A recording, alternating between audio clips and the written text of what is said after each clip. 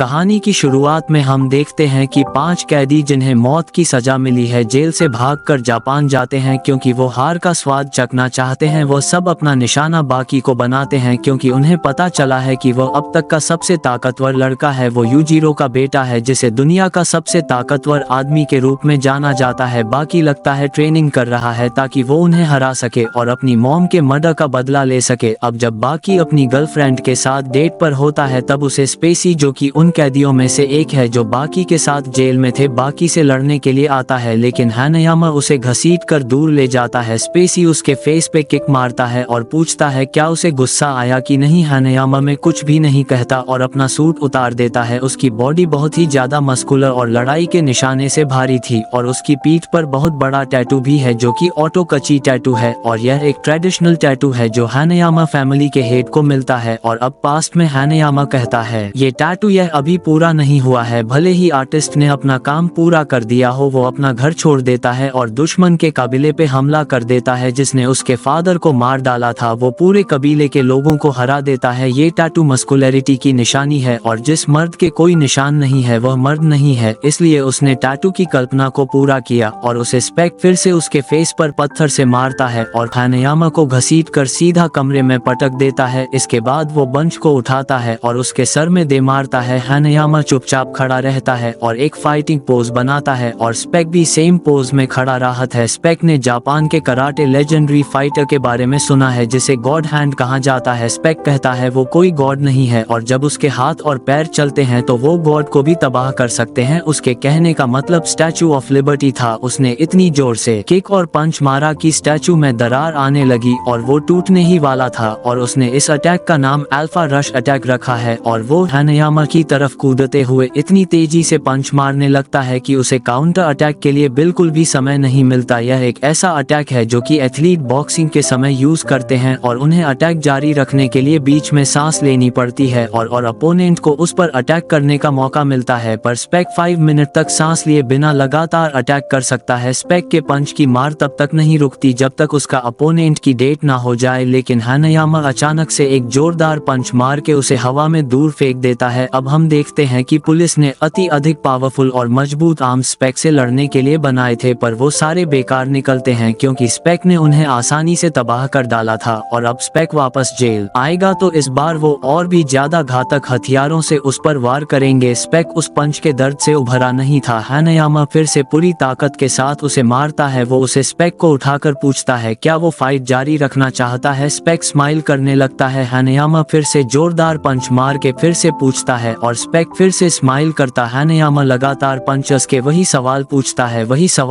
है। लगातार 5 बार अटैक खाने के बाद स्पेक उससे रुकने को कहता है और इस मौके का फायदा उठा के वो 6 गोलियां उसके मुंह में घुसा देता है और उसके मुंह को उड़ा देता है। लेकिन वो उड़ने के बाद भी हानायामा उसे पूछता है क्या वो फाइट जारी रखना चाहता है कि वो स्पेक को उठाकर सीधा बिजली के खंभे के ऊपर फेंक देता है जिस कारण उसे इलेक्ट्रिक शॉक लगता है। इसके बाद हानायामा स्पेक को लेकर पुलिस स्टेशन जाता है और उसे गिफ्ट की तरह स्पेक को दे देता है। वो सभी ये देख के चौंक जाते हैं और हानायामा को सल्यूट करते हैं। इसके बाद वो कार में बैठकर जाने लगता है पर कार किसी कारण आगे नहीं बढ़ती। अब पता चलता है कि स्पेक नए सारे पुलिस वालों को मार डाला और कार को उसने पकड़ लिया है। वो कार को पलटा देता है और हानायामा को पीटना शुरू करता है। वो हानायामा काउंटर अटैक करने की कोशिश करता है लेकिन स्पेक उसके पैर में गोली मार देता है। स्पेक हानायामा फिर कहता है वो ऐसी दुनिया से आया है जहां लड़ाई केवल जिंदगी और मौत के लिए होती है। उसे उसको तभी मार डालना चाहिए था जब उसके पास मौका था। अब स्पेक हानायामा के चेहरे को क्रश करने लगता है पर वो उसकी ग्रिप से निकलकर स्पेक मुंह को लगातार तोड़ता है। ऐसा लगता है फाइट खत्म हो गई, लेकिन किसी कारण स्पेक ने अपनी आंखें ढक दी है और वह एक फ्लैश क्रेडिट निकालता है जो कि लाइट और साउंड से उसके अपने अपोनेंट को रोक देता है और हानायामा कुछ समय के लिए ब्लाइंड हो जाता है। और इस मौके का फायदा उठाकर स्पेक रियल नेक चॉक का यूज करता है जिससे कोई भी नहीं छूट सकता, लेकिन ये कहा जाता है हानायामा ग्रिप को किसी डायनोमीटर से भी नहीं नापा जा सकता। वो कार्ड के एक हिस्से को भी फाड़ सकता। ये घातक फोर्स उसका नेचुरल बॉन्डर गिफ्टेड हानायामा मॉन्स्टर ग्रिप से स्पेक आपका एक बड़ा टुकड़ा फाड़ देता है और वो स्पेक था इसका हिस्सा फाड़ देता है और फिर उसकी गर्दन और आखिरकार स्पेक हार जाता है। इसके बाद हॉस्पिटल में डॉक्टर बात से कंफ्यूज थे। स्पेक जो कि कुछ घंटों पहले काफी मस्कुलर था वो अपनी सारी मसल्स को खो चुका है। वो 50 साल का दिखता था लेकिन असल में उसकी एज